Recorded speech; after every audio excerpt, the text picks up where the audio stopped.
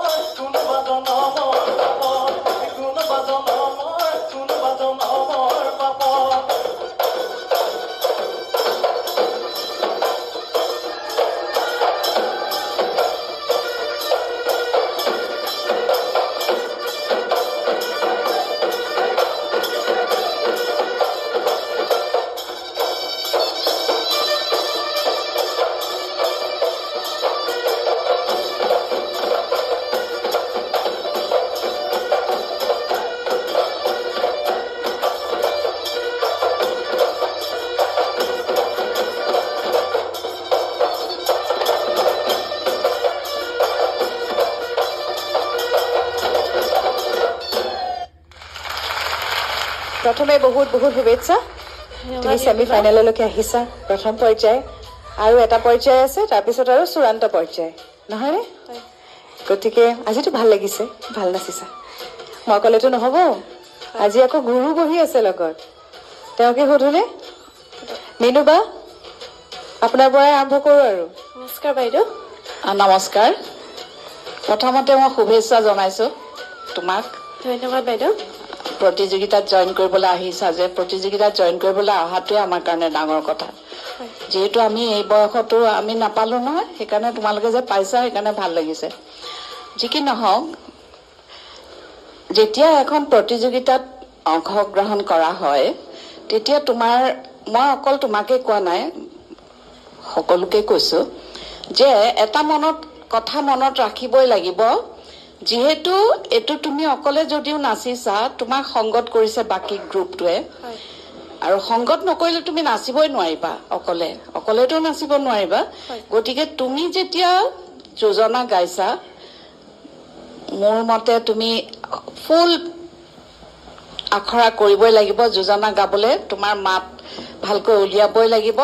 সেইবোৰৰ উপৰিও তুমি প্ৰথম মিলাব লাগিব স্কেলটো ইজনৰ লগত